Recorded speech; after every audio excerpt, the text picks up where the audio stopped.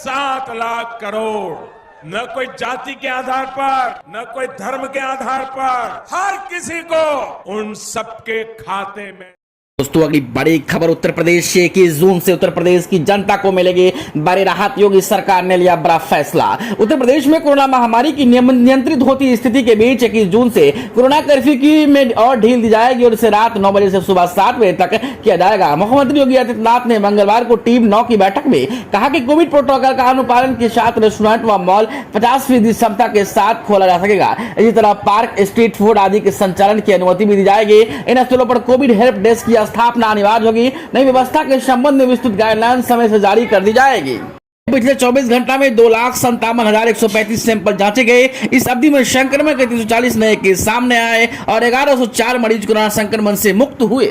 तो अगली बड़ी खबर, किसान आंदोलन का डर, भाजपा नेताओं और उद्घाटन स्थलों की पहरेदारी करेगी पुलिस, पंगा लेने से नहीं डरती टिकट की टोली। जून माह के दौरान कई तरह के बड़े आयोजन किए जाएंगे। किसान मोर्चा ने खेती बचाओ लोकतंत्र बचाओ अभियान के तहत 14 जून को गुरु अर्जुन देव का शहीद दिवस मनाया गया। तो 24 जून को देश के विभिन्न हिस्सों में कबीर जयंती मनाई जाएगी। 26 जून को आपातकाल की जानकारी देश को दे दी जाएगी। दोस्तों किसान आंदोलन को लेकर भले ही केंद्र सरकार के रुख में कोई बदलाव नहीं आया हो, मगर टिकट की टोली ने भाजपा के मंत्रियों और नेताओं के लिए भारी परेशानी खड़ी कर दी है। राष्ट्रीय स्तर पर जारी इंटेलिजेंस इनपुट के मुताबिक भाजपा नेताओं के कार्यक्रम में विवाद खड़ा हो सकता है। इसके मद्देनजर भाजपा नेताओं के जनसभा उद्घाटन स्थल के आसपास हथियारबंद पुलिस का पहरा रहेगा। खासतौर पर उत्तर प्रदेश, हरियाणा, मध्य प्रदेश, पंजाब, उत्तराखंड और राजस्थान में भाजपा नेताओं के सभी कार्यक्रमों में टिकट की टोली यानी किसानों के जत्थे नारेबाजी, काले झंडा दिखाना, उद्घाटन स्थल पर तोड़फोड़ आदि कर सकते हैं। अगली बड़ी खबर बिहार से, अनलॉक 2.0 बिहार में अब शाम 6 बजे तक खुलेंगी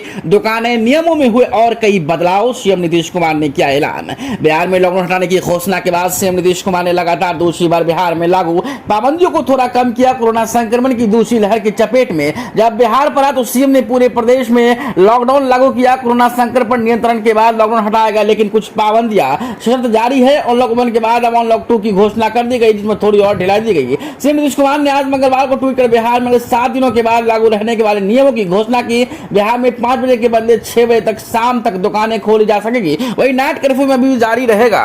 पूरे प्रदेश में रात 8 बजे से सुबह 5 बजे तक के लिए कर्फ्यू लागू रहेगा। ये नियम अगले एक सप्ताह तक अर्थात दिनांक 16/6/2021 से 22/6/2021 तक लागू रहेंगे। अब सरकारी एवं गैर सरकारी कार्यालय शाम 5 बजे तक खुल सकेंगे।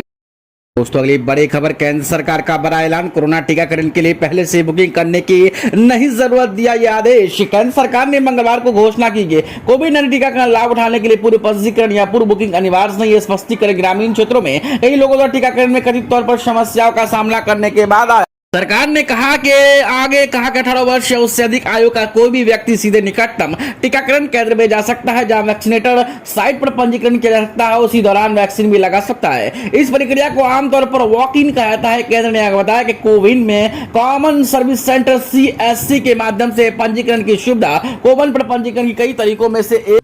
दोस्तों की बड़ी खबर, उलटफेर, मायावती की बसपा भी टूट की कार पर एक और विधायक की बागी होते ही बनेगी नई पार्टी। सूत्रों का दावा है कि पार्टी के बागी विधायकों ने गुटबाजी करते हुए नया राजनीतिक दल बनाने की योजना तैयार की और जैसे ही एक और बागी विधायक का साथ मिला नई पार्टी बन जाएगी। दोस्तों विधानसभा चुनाव की दस्तक होते उत्तर प्रदेश में भी सियासी घमासान छिड़ गया। राज्य में मायावती की बहुजन समाज पार्टी यानी बसपा भी अब बड़ी टूट की कगार पर पहुंच चुकी है। सूत्रों का दावा है कि पार्टी के बागी विधायक गुटबाजी करते हुए नया राजनीतिक दल बनाने की योजना तैयार की। उन्हें जैसे एक और बागी विधायक का साथ मिलेंगे नई पार्टी बन जाएगी। इस जानकारी बसपा के बागी विधायक असलम राय ने दी।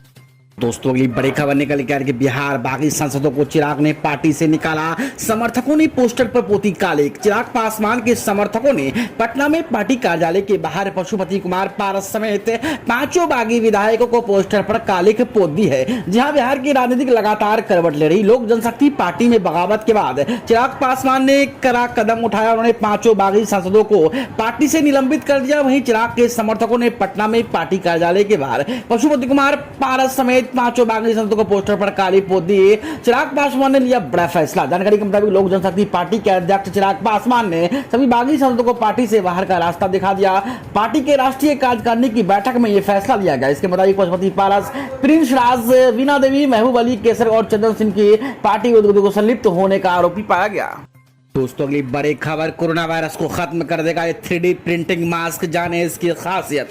कोरोना महामारी की दूसरी लहर ने लाखों लोगों की जान ली। दूसरी लहर के दौरान कोरोना वायरस के सबसे ज्यादा और खतरनाक वेरिएंट सामने निकल कर आए, जिसकी वजह से कोरोना से संक्रमित मरीजों को सांस लेने में दिक्कत हुई और ऑक्सीजन की कमी की वजह से कई लाखों लोगों की जान गई। हालांकि जब कोरोना वायरस की दूसरी लहर कम खतरनाक हो, इसी बीच एक अच्छी खबर सामने आई। पुणे की एक कंपनी ने खास तरीके का मास्क तैयार किया। ये 3D प्रिंटिंग और दवाओं के सम्मिश्रण से तैयार किया गया मास्क, जो अपने संपर्क में आने वाले विषाणुओं को निष्क्रिय कर देता है। विज्ञान और प्रौद्योगिकी विभाग ने जानकारी दी कि think technology India private limited की ओर से विकसित मास्क पर विषाणु रोकथाम एजेंट का एक लेप चिपका। अगली बड़ी खबर, हथियारों की होड़। चीन, पाकिस्तान और भारत लगातार बढ़ा रहे अपने परमाणु शस्त्रागार। रूस, अमेरिका सबसे आगे। जो दोस्तों स्टॉकहोम अंतर्राष्ट्रीय शांति अनुसंधान संस्थान ने अपने दिन में दावा किया कि तीनों देश अपने परमाणु शस्त्रागार को बढ़ा रहे। विश्व में 90% परमाणु हथियार रूस व अमेरिका के पास है। विश्व में हथियारों की होड़ थमने रही। स्टॉकहोम अंतर्राष्ट्रीय शांति अनुसंधान संस्थान के एक अध्ययन में दावा किया कि चीन, पाकिस्तान और भारत के पास जनवरी 2021 तक क्रमशः 350, 165 और 156 परमाणु हथियार थे। ऐसा प्रतीत होता है कि तीनों पड़ोसी देश अपने परमाणु शस्त्रागारों का विस्तार कर रहे हैं। बड़ी खबर, पेट्रोल डीजल के दाम घटाने की तैयारी शुरू। 17 जून को तेल कंपनियों के साथ अहम बैठक, रेट घटाने पर होगी चर्चा। पेट्रोल डीजल की बेलगाम कीमतों ने आम आदमी की कमर तोड़ दी। तेल की आसमान पर पहुंची कीमतों की वजह से देश में महंगाई दर भी रिकॉर्ड ऊंचाई पर। सरकार भी साफ कर चुकी है कि वो पेट्रोल डीजल की कीमतों को लेकर कुछ नहीं कर सकते, क्योंकि वो पूरी तरह से ग्लोबल मार्केट के हवाले। यानी जिस हिसाब से दुनिया में कच्चा तेल घटेगा बढ़ेगा, वैसे ही पेट्रोल और डीजल के दाम भी घटेंगे और बढ़ेंगे कि कच्चा तेल लगातार महंगा हो रहा है। इसी बीच ईंधन की कीमतें घटाने की तैयारी शुरू हो गई है। पार्लियामेंट्री स्टैंडिंग कमेटी ने पेट्रोल डीजल की बढ़ती कीमतों पर एक अहम बैठक बुलाई। इस बैठक में पेट्रोलियम मंत्रालय के अधिकारियों के साथ देश के सरकारी तेल कंपनियां, IOC, BPCL, HPCL के अधिकारियों को भी बुलाया गया। यह बैठक इसी महीने 17 जून को होनी है। बैठक में तेल की बढ़ती कीमतों को इसका हल निकालने पर चर्चा की जाएगी।